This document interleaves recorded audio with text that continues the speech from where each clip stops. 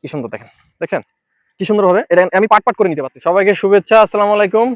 এখন আমি বর্তমান আসছি হচ্ছে ধানের আধুনিক পদ্ধতিতে চারা উৎপাদন, যেটা খুবই সুন্দর একটা পদ্ধতি। আমি আপনাদের দেখাবো আজকে সরাসরি।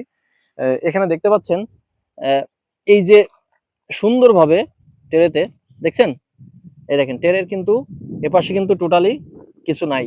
এটা কিন্তু টেরেতে করা, কি সুন্দরভাবে করা, একদম একটা একটা চারা কিন্তু হচ্ছে এখানে। এর সুবিধা হচ্ছে এটা কিন্তু বীজ কম লাগে, নষ্ট হয় বীজ কম, সুবিধা হয় পরিবহন করতে বেশি। পাশাপাশি হচ্ছে এটার কিন্তু যে শ্রমিক খরচ কম লাগে, আর এর অপচয় খুবই কম, কারণ একটা একটা চারা কিন্তু তুলে নিতে পারবেন। তো আমি আমি সবসময় বলি যে আধুনিক পদ্ধতিতে আপনাকে আসতে হবে, কারণ আধুনিক পদ্ধতিতে আসতে পারলে আপনার শ্রমিক, সময়, তারপর হচ্ছে বিভিন্ন যে সারের অপচয়, সবকিছু কিন্তু এই কারণে কিন্তু কমে যাবে। তো এটা এটা করার কারণে কিন্তু আপনার দেখেন, এটা কিন্তু করছে কৃষকরা, কি সুন্দরভাবে করছে। এটা উপজেলা কৃষি অফিসের মাধ্যমে এটা কিন্তু বাস্তবায়ন হচ্ছে। তো এখানে আপনারা আর একটু দেখতে পাবেন, আমি হাতে করে নিই এটা একটু,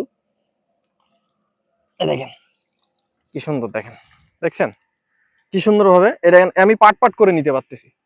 তখন কিন্তু এটা কি করা যাচ্ছে, এটা কিন্তু এই যে আমি নিয়ে আমি কিন্তু একটা একটা করে এখান থেকে করে লাগাই দিতে পারতেছি।